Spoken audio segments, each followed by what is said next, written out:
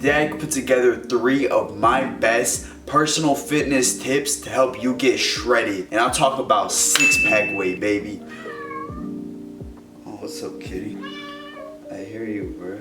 Alright, let's get started, man. Welcome back to The Life of Mario. This is the channel where I talk about my personal fitness journey. I share my boxing videos, and on my other channel, I talk about life and I share my personal stories. So if that's something that interests you, hit the subscribe button, hit the like button, drop a comment on some stuff that you want to see, and I'll do my best to post for you. I'm in the best shape that I've been in my life, so I can guarantee that if you follow these 3 steps, you will definitely see results because I do these on the daily. So the very first thing that I got on the list for you is that you have to make a dedicated schedule. And this schedule has to include working out 5 to 6 days a week. And I know this might sound complicated, but let me break it down for you. So if you're on some type of full-time commitment, 40-hour-a-week plus schedule, I personally recommend either getting the workout in before the commitment, so you wake up earlier to do it, or you do it immediately after the commitment, which would also mean that you have to stay well fueled throughout the day, right? You get a good amount of macros throughout the day, so you're not just completely de-energized by the day's end of your shift or your schoolwork, and then you get your workout in afterwards. Or if you can't get your workout in afterwards, then you do it in the evening before bed. I'm a full-time student, but when I was doing my co-op, and that was like, dude, I was doing 10 to 12 hour days. So I would get my workout in after work. I would even go straight from work to boxing in Detroit. You know, the commitment is there as long as you're mentally dedicated. And then when my full-time school schedule started, which is what I'm going through currently, I wake up 2 days a week for 6:30 a.m., 2 days a week at 8 a.m. with 10 a.m. on Saturday. So I get about 5 days a week of training. The day that I don't go to the boxing club, I train at school. So that would be my 6th day. So I always have a balance. I'm always making sure I get in my workout in the morning, and then after, if I have some time. And bro, you'd be surprised at the amount of people you would see at a regular gym at 5:30 a.m. that work at 7 to 3 or 9 to 5. So now when you get to the gym, you want to schedule enough time to get in 6 to 7 workouts. That should take you at least an hour or an hour and a half. I don't know, depending on how long you do your things. Me personally, it takes me that long because I like to do a 5K at the end of my workout. So I always recommend throwing some cardio in there. Don't think that you can't do it, but it does take a lot of willpower. I will tell you that is not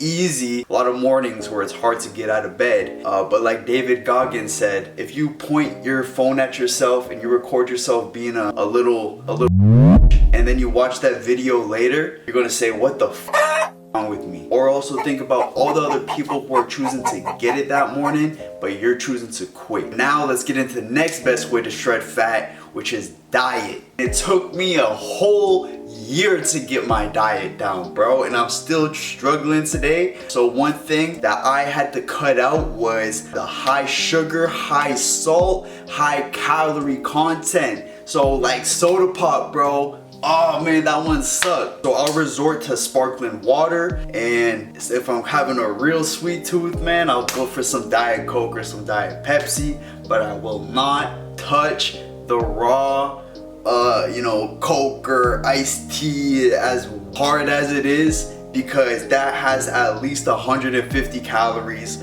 for a full serving, which is horrible if you're trying to get in shape. And the amount of sugar in there is gonna prevent you from getting into any type of fat burning. And also, anything with high salt content is gonna retain your water weight. So those are 3 things that you're definitely gonna want to avoid. The biggest thing though is not over exceeding on the amount of calories that you have. And now this is where it gets complicated. If you cheat and you have a really shitty meal and it has like 300 calories and you're only full for like 30 minutes, dude, you're screwed. It makes it harder for you to get an efficient amount of a caloric intake before the end of the day. It's not an efficient 1500 that you're having. You're really maybe have to starve yourself because you pushed it with a 600 calorie sweet. So you want to cut the sweets out and have more efficient meals. I'm talking about rice with everything. You want something sweet, have a yam. Have a different type of meat every day. Pause. So I'm talking, you can have some steak, chicken. You can have some spaghetti and meatballs. You can have some fish, especially eggs.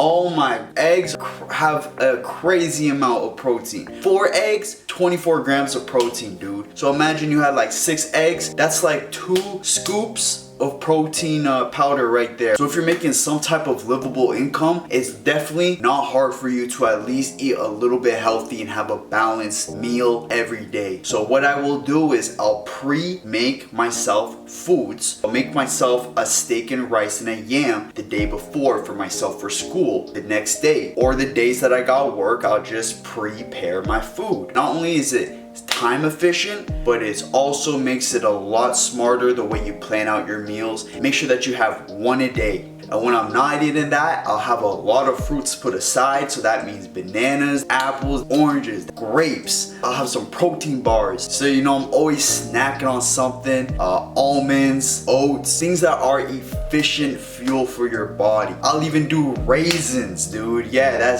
I get nasty. Now, 3 things that I've implemented into my diet that I've seen results from, for me, it's vitamin B, creatine, and protein powder. I do not take any BCAAs. I have tried them. I didn't feel anything from them personally. I don't do pre-workout. It gets me too, jittery. And oh yeah, make sure that you drink a lot of water. Alright, so the third and final tip that I got for you guys is the importance of a caloric deficit.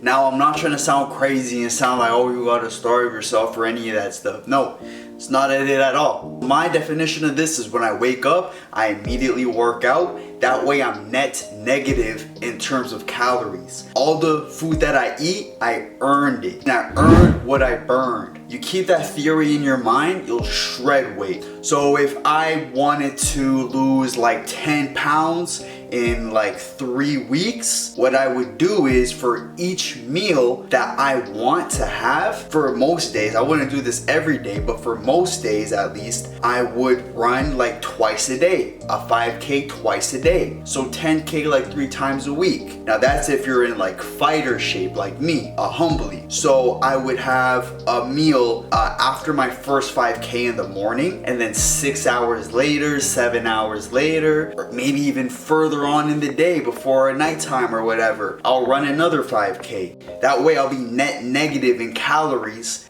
throughout the day, and I'll have a lower intake than what I originally would have had if I didn't work out. So that's the whole thought process behind it. So that's what I mean when I say you earn what you burn. Being in a caloric deficit is a great way to lose weight. And just make sure though that when you refuel, you follow step number 2 and have the correct amount of macros. But alright y'all, thanks for watching today's video. I really hope it helped you out with the advice that I gave you.